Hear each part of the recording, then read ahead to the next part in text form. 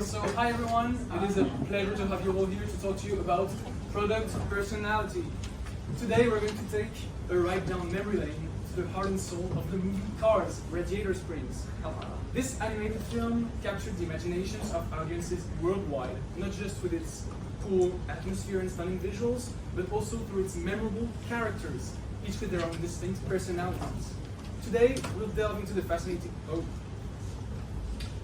We'll delve into the fascinating world of personality, drawing parallels between the beloved character of Cars and the products we encounter in our everyday lives. Just as Lightning McQueen, Mater, and the gang have unique traits and quirks, products also possess symbolic meanings that influence consumer preference. Our discussion revolves around how these personalities affect audience perception and preference. We will start with a short intro, then we will do a little experiment, and we'll talk to you about our study, the purpose of the article we were given, then we'll share with you our findings and their utilization, and then we'll conclude. But first of all, I want to introduce you to the team we have here. First, we have our two Spanish guys, Pia, the crazy one of the group, Alex, the nav guy, always sleepy. That's why he's probably not That's why here. he is sleeping right now. We have Jordi, always drinking more volume than he eats. Louis, Jordi. yeah, sorry, give a round of applause for Jordi, please. Then we have Louis, average Pokemon enjoyer. Fabian Smakeli, I don't know what this means, it's probably like member of the drunk tank of the prison in Maastricht, I don't know. A round of applause for Fabian, please. Myself, Katerina, the traveler of the group, and Eddie. Right. So what is product personality? Every product possesses a personality, conveying meanings and projecting distinct images to consumers. This personality is comprised of various components. Firstly, the fundamental or primary and the packaging of the item. Okay, Oscar, but why don't we see it with some example from Cars? We choose 5 main characters of Cars that I'm sure most of you, when you were little, you watched the movie, you know like, oh, I'm that one or I'm the other one. But why did you pick one or another one? Okay, so we're gonna see it right now. For example, those that felt more similar with Lightning McQueen, it's probably because you're very ambitious and you're very determined. Also, we can see it because he has the color, he's red, and red is like determination and ambitious and like focusing on something and don't like distract. And also, he's very cool. He has the best car and like the most beautiful one. Then we have Doc Hudson, that is the one that is the most wisdom and has the more experience. We can see he has a very nice car, like antique and all like car, and the color is navy. That means that power and authority. So he's a very respected. So the ones that were like that when you were little, you related to that Hudson. We also have Chick Hicks, that is like the cool one or like the most ambitious and arrogant and competitiveness. We can see it on his color. I thought he's green because the color of money and like I don't know, a lot of things. And also we have Mate, that is like the funny one. He also is sympathy and spontaneous. Here the funny and goofy ones would feel more related with Mate. And he has like this brachial car that is also funny. And last but not least we have Sally Carrera, that she's a free spirit and the intelligent one. We also can relate the color, this light blue, that also means peace and intelligence. And we can see it also in the type of car that she is. She's like very simple and like elegant. Yeah, so next up we get a bit more real. So we do an experiment that is based on the article's experiment. We will talk after what they actually did in the article. But we do little small scale, a bit for fun as well. And in the beginning we will have products that where it doesn't work out as perfectly because they're not the same price. You can't really compare them, but also we have some where a bit more comparable and where it basically counts a bit more, but we will explain a bit more later on how they actually did it in the article. So now it's about which product do you choose. If you look at it, you would already maybe resemble some characteristics with the product, and we also then chose some characteristics that we thought might fit to the product, and that then basically resemble you if you choose it for yourself. So let's start. So which of those rims would you choose if you have your own car? Just take a second to look at it and make a choice for yourself. So the rim personality, basically, for example, if you chose the one up here, would say it's a more classical, more simple one. It's a bit timeless. It resembles maybe also stability, but again, it's simple. If you go with a more old school one, you're probably more elegant as a person yourself, more traditional, and you also like the details that it has. Compared here, it's a bit more modern, dynamic, and stylish. And the last one, maybe a bit more sophisticated, also modern, but also a bit edgy because it's black. That's the general idea on how this works. We'll have a few more examples coming up. So next one would be knives. This time, I'm going to ask you guys maybe who of you would choose this knife? If you had to do a kitchen work, like cutting something, who of you would choose this knife? Okay, no one?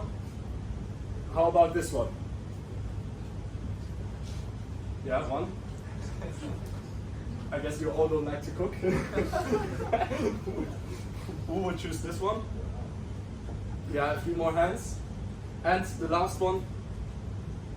Also a few more hands. Okay, what that resembles, for example, let's start with the last one. It's, again, sophisticated, a bit more relaxed, like the Japanese vibe, and also really stylish, of course.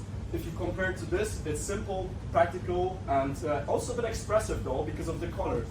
Yeah, and you can see the other one, for example, fancy, perfectionist. Now we get more into examples. Actually, this example, the next one, was also used in the experiment itself. So which soap dispenser would you put in your own bathroom?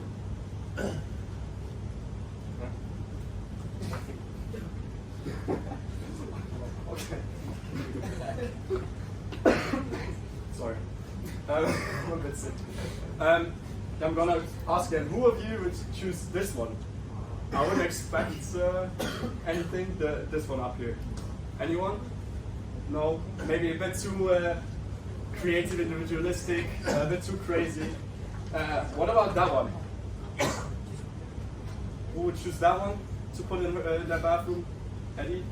A few hands, I see a few hands here. What about the one? Why did we put it back there? Okay. And our last example, probably the hardest one. Which kettle would you choose? In the actual experiment, they did coffee machines, for example, and we choose to do kettles. Yeah. Who of you would have chosen this kettle? I think again, it's a bit more individualistic in a sense. No one red. Also, we talked about it before, the color. Who would have chosen the one without electricity? Okay, 1, 2, 3. Who would have chosen the one over here? Yeah, it's the most modern one. It also has a screen that shows actually, so it's basically the most efficient one of them. I would say the most precise. Yeah, and the last one is, I would say, a really simple example. Yeah, thank you for participating. So now we move on to the case study explanation. So first we're going to go a bit technical. I know it's a bit more boring, but it's very important to know all those terms. So as we just saw with product personalities, but there's also, of course, brand personality. I mean, a brand shows themselves with the product they have, and they try to all have kind of the same personalities. So brand personality and product personality is a symbolic meaning of products. So you describe it as if it were a person, which is what 5 Fabian did before with the different aspects. And it also refers, like I said, characteristics are attributed to a product, with human characteristics. Then we have product personality congruence, which is when consumers perceive a product as having a personality that is consistent with their own self-image. So basically the assumption is that whatever you chose is also close to the characteristic that you guys have. Then we have the consumer preference, which is just subjective liking. I think it's pretty obvious. Whatever you like, what product would you choose? Would you choose more of an Apple product or more of a Samsung product, for example? And then there's the user image congruence, which is just when you compare yourself to the stereotype of the generalized user. So maybe a person that will go for a Gucci bag, even though they don't always have the money, it's because they want to be seen as someone more sophisticated. So that's why they would choose that product. And so there's also the example here with some characteristics, and those are brand personalities. So you can see more sincere brands would be like Disney and Hallmark, then more exciting brands would be more like Red Bull and Nike. Competence would be like Google, for example. Sophisticated, as I said, like maybe a Gucci bag or something. And ruggedness would be like Timberland or Jeep. So those are like the 5 main characteristics, and they all mean, of course, something. So if we take, for example, excitement, we take Nike. It's more of an adventurous brand, and this can also be linked actually to the brand archetypes. I don't know if you know them, but that's how also companies decide to brand their products. So you can see that Nike would be seen as like a hero, and therefore the company like Nike will brand themselves as that hero to make sure that they attract the right customers and that it fits with, well, their characteristics of being more adventurous, open, sportive, and everything like that. And now we move on to the hypotheses. So before we're going to dive into the methodology, we're going to look at the 2 hypotheses that were used in the experiment. And the first one is product personality congruence has a positive influence on the consumer preference. And the second one adds to that it is independent of the influence of user image congruence. So now we're going to look at the stimuli. So as you can see, there are 4 different categories that are used in the experiment. We have screwdrivers, we have coffee makers, we have soap dispensers, and table lights. And these different categories, these products are like everyday products. They can use every day, they're not exclusive, they're not like high-end products, they're just normal products. Also, if we look into a category, for example, coffee makers, we can see that they look very different from each other. This is done on purpose to create some variety into the different categories. But however, they might be like not similar in how they look, but they are similar in their price and they have the same standard functionality. So now we're going to look at the design. And design, there were like 3 sets created of 4 products in each set. So from every category there was 1 product in each set. And the sets were presented in every possible order. So there were 6 different set sequences. And this led to a total of 24 different sequences of stimulus, because in each set you have 4 products, you have 6 different set sequences. So 4 times 6 is 24. So 24 different sequences of stimulus. And they were each represented in both the first and the second phase. So that means that the first and the second phase were equal to each other. If the participants saw the stimuli in the first phase, they also saw the same stimuli in the second phase. So now we're going to look at the procedure, how they actually did the experiment.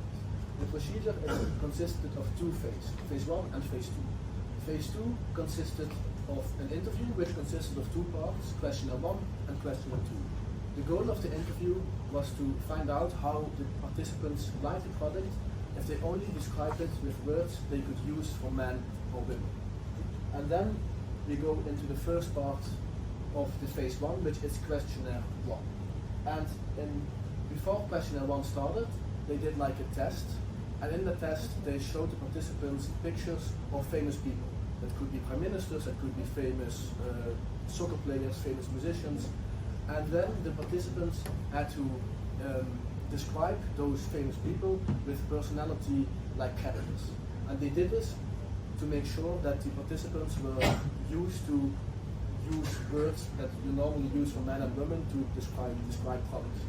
So after that test, the first questionnaire started, and in the first questionnaire, the participants were shown 12 different stimuli, each after another, and then respondents first asked to describe the personality of the product, and then they had to fill out a questionnaire measuring the product personality congruence. So basically how they saw themselves in relation to the product. In the second phase of the questionnaire, in the second phase of phase 1, there was a second questionnaire, questionnaire 2. And here they just saw the same stimuli, but they didn't ask about the product personality congruence, they asked about just evaluating the stimulus in general. So they just, which one do you prefer, which one do you like more, why do you like more, these kind of things. Then 10 months after the first phase ended, there was phase 2 of the procedure. And this phase consisted only of one question. And they try to measure the user image congruence in that questionnaire. So for example, participants would see a picture of a screwdriver, and then they were asked, try to imagine which kind of people would generally prefer or generally use this product. Okay, relating the study results with the movie cars, we can see how the personality congruence increases the consumer preferences. That's what we speak about all the time. It also can be like each people interprets or perceive the characters or the characteristics in different ways. Like not everyone feels the same about lighting McQueen or Matthew, for example. It also, we can say that the greater influence of broad personality congruence, that of course, if you watch the movie Cars and you love a character, you're gonna see the movie because you feel related to the character and you put yourself on that position or on that scene. So it's very important to feel related to someone. And last but not least, it implicates on the brand strategy, and we all know that Disney, for example, tries to do movies where every single person feels identified with a character or with a character or with a scene. And now, Okay, guys, I want you to answer me this question. Just one person. There's an important prize in here. So, what factors do you think influence your personalities when you're about to purchase a product? Like it can be any external factor. We know from theory that genes compose like about 30% of our personalities, but the rest is all environment. So which environmental factors do you think contributes to us purchasing goods? Any of you have any idea? You can get chocolate if you respond. No, I have another prize. I have a really special prize.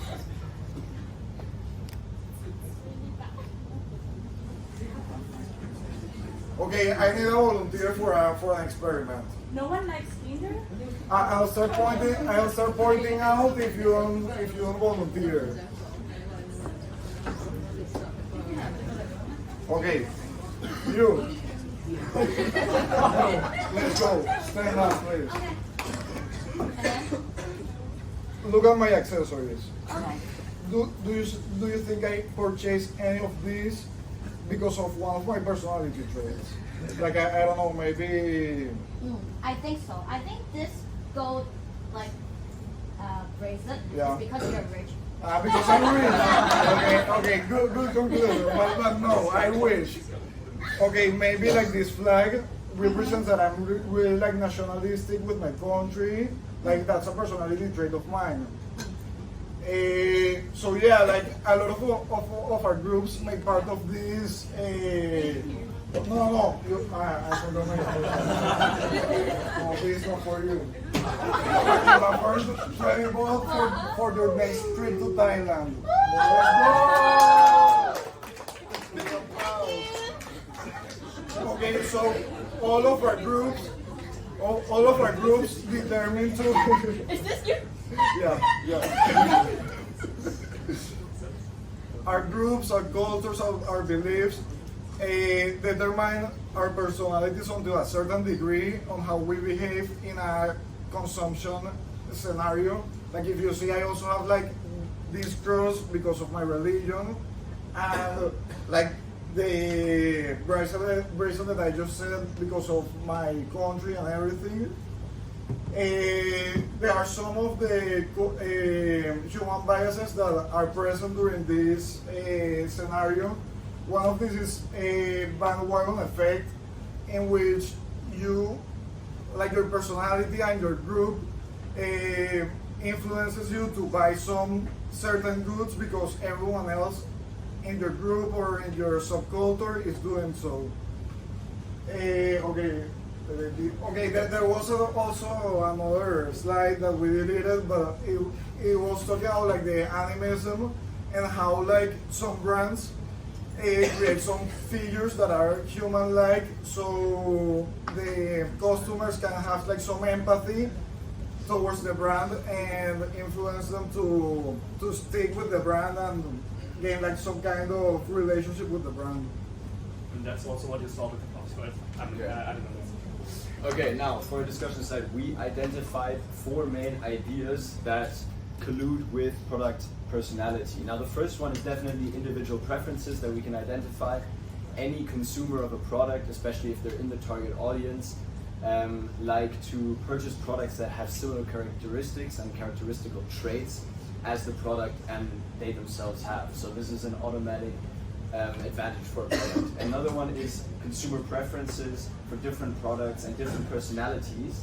So it is definitely an advantage for companies and products to have a diverse lineup of characteristics to attract different consumers from their target audience with small different traits. Also, there is the level of personal identification that gratifies the consumer if they have certain characteristics, maybe looks, and characteristics in common with a product that they want to purchase. And finally, also there's a level of emotional bonding in product personality that helps the product, where product characteristics that emerge from the product help the consumers identify themselves with the product, with its characteristics, and a stronger emotional bond is created between the consumer and the product than if it's a regular, very neutral product. Yeah, so next up, we found another article that also talks about product personality, but it's called Product Personality from Analysis to Application. Yeah, from these 2 guys, I don't try to pronounce the name. Yeah, in the first step, or like in the article, they talked about the design process basically. So how to actually design or do product personality as a company. So how to utilize it. And the most important factor that they identified, first of all, is understanding the consumer's self-image. Yeah, this is key. Another 2 factors that are really important, but that's more from the designer perspective, is first of all the designer abilities themselves, but also the commitment from the company. Yeah, the design process is quite straightforward. It's just the analysis first. So again, identifying the personality, basically the self-image of the consumers, translating that, and then lastly applying it to a product.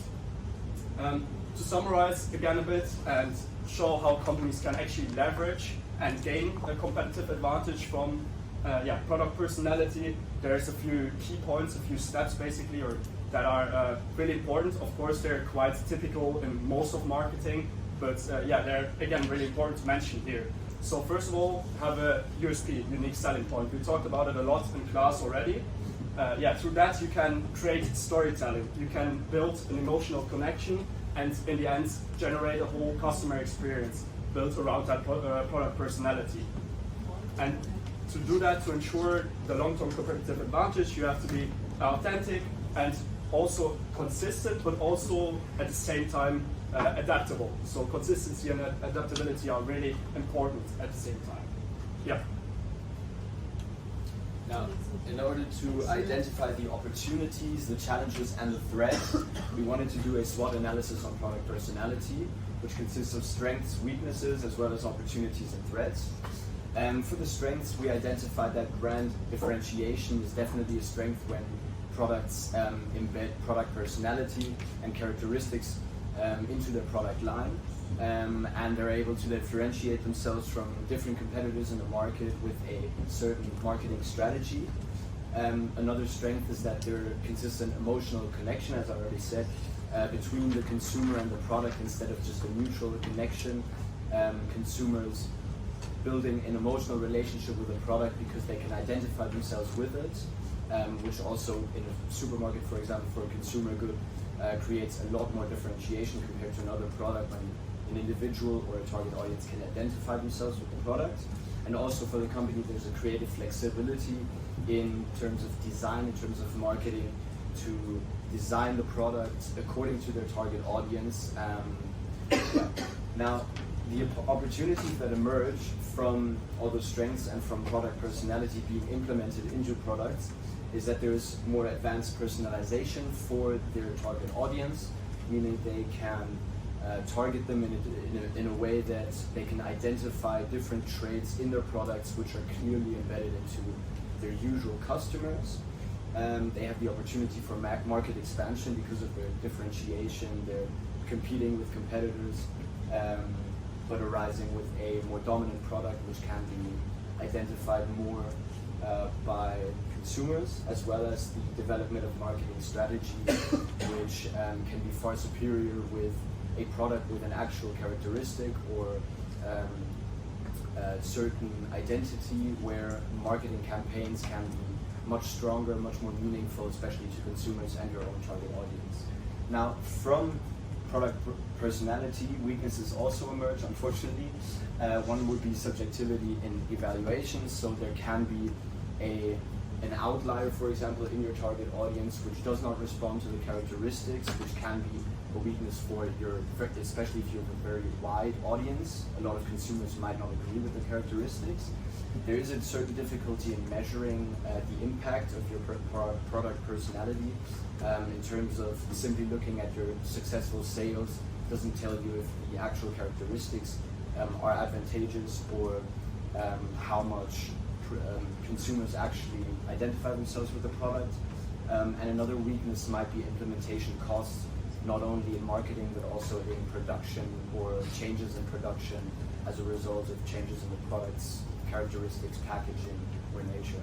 And finally, the threats we identified were the perceptual inconsistency that can occur within products. Again, as in subjectivity and evaluation, consumers might identify the product in a different way, and certain outliers in your target audience might disagree with how you represent your product, how you present it. There can be quick imitative competition, and your competition can take advantage of you creating a persona for your product and possibly penetrate the market with a more superior product characteristic, or take it as an advantage that you were the first step. And finally, changes in consumer preferences such as trends or seasons can also affect how your characteristics are still relevant to consumers and your target audience. Okay, we're arriving to the final line of the presentation, and we want to tell you some takeaways. First of all, applying product personality will help you to be brand differentiated, also to establish an emotional connection with the consumers, increase consumer preference, and